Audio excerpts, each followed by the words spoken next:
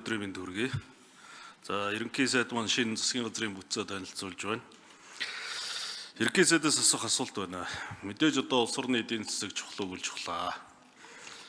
Гэхдээ уул уурхай төслүүдэд хөдлөх нь зөв.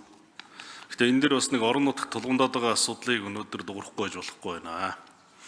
Сүүлийн 2-3 өдөр одоо Ховд аймгийн Мянган сумд халзан мөрөгтийн ордын асуудлаар ард иргэд аж ахуйн нэгжийн хооронд мөргөлдөөн гэж хэлэхэд болно. Ийм зүйлүүд болж байна. Аймгийн цагдаагийн байгууллагын чихэндүлээ, төр засаг маань чихэндүлээ. Энэ түрүүн бас нэр дэвшигч уул уурхайн сайдд нэр дэвшигч Дамдын мөшөө манаас хэлж байна л да. Альва уул уурхайн төслийг явуулахдаа хөрөнгө оруулагчид төр иргэний хоорондын зөвшөөрлийг бий болгох замаар явна гэж. Тэгэхээр начир дээр ийм зүйл алга байна. 3 өдөр тэнд одоо ард иргэд хувийн хвшил хоёрын хооронд мөргөлдөөн болж байна. Өмнө 2 жилийн өмнө Монгол Улсын ерөнхий сайд оюун эрдэнэ Ховд аймгийн ард иргэдтэй очиж уулзахдаа халдсан мөрөгтэй орд дээр Монгол Улсын засгийн газар тусгаалсан бодлого байхгүй. Хэрвээ энэ нутгийн ард иргэд таавагд маань энэ төслийг эсвэргүүцэж байгаа бол явуулахгүй гэж хэлсэн. Үүнээс хойш энэ нутгийн иргэд, энэ Ховд аймгийн иргэд бол санал нэгтээ энэ төслийг эсвэргүүцэж байгаа. Шаардлагатай бол би танд нутгийн иргэдийнхээ Ховд аймгийн иргэдийн дунд санал асуулга явуулаад энийг нэгтгэхэд өгч болно. Тэгэхээр энэ дээр ерөнхий сайд яг ямар байр суурьтай байгаа вэ? Энэ одоо телевизээр бас нутгийн маань иргэд үзэж байгаа баг.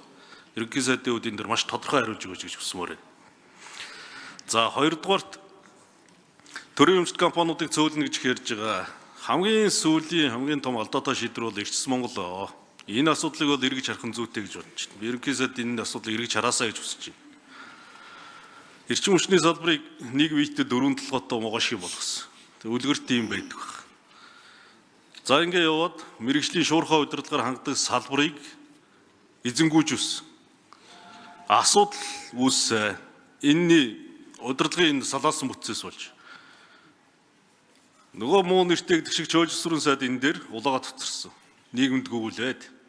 За нөгөө их мундаг юм яриадсэн хүмүүс алга болсон.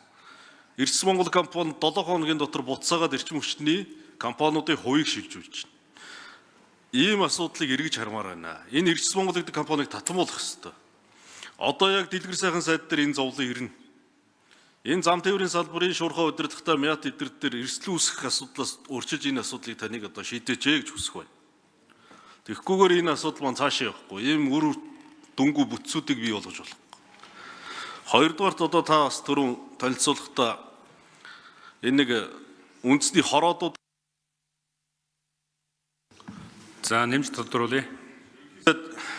түрүүн танилцуулахдаа энэ үндэсний хороодуудыг татан болгоно гэж. Энэ их маш зүйтэй. Энийг бол одоо таныг бас дэмжиж байна. Энэ асуудлуудыг одоо өмнө ч би төсөөлцгүйгээр ярьж ирсэн. За энэ сайд дээр бас эхнээсээ юм хариуцлагагүй болохгүй. Энэ дорж ханд сайдд би хандж хэлэх гэсэн. Үнд гүйцэтгэх худлыг нэг яриад өмөрг байна. Төрийн сайд хүн байж. Америкийн нэгдсэн улсаас сэргээгдэх эрчим хүчний салбарт 2 тэрбум долларыг амжилттай татч чадлаа гэдэг хувийн PR хийсэн. Тэр мөнгө хаавна. Төрийн сайд ингэж нэг салбар нэг энэ хувийнхаа PR зурулж ийм гоомо бодлохгүй худал хуурмаг мэдээлэл цацж болохгүй. Энийг одоо цаашдаа анхаарч ажиллах хэрэгтэй байна. Хоёрдугаар хүн номынханд хандаж хэлэхэд та нар 8 үлээ. Засгийн газрын ямар нэгэн асуудал орж ирэхэд 4 эсэргүүцдэг, 4 дэмждэг. Тэгээ үр дүн нь тэг. Ийм байдлаар таавагд маань засаг танд. За ерөнхий сайд Гомжовын Зандан Шатар хариулъя.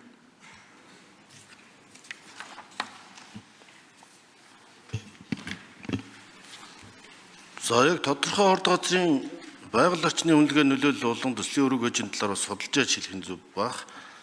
Ерөнхийдөө энэ орон нутгийн иргэдийн уул уурхайтай харилцааны талаар нэгдүгээр хариуцлагатай уул уурхай, хоёрдугаарт энэ төслийн үр ашиг өгөөжийг нутгийн ард иргэд хүртдэг байхын хувьд, гуравдугаарт байгаль орчны нөлөөлөл хүрээлэн байгаа орчин амьдрах орчинд нь одоо сөргөөр нөлөөлөхгүй байх тэр орчин нөхцөлийг бүрдүүлэх асуудал.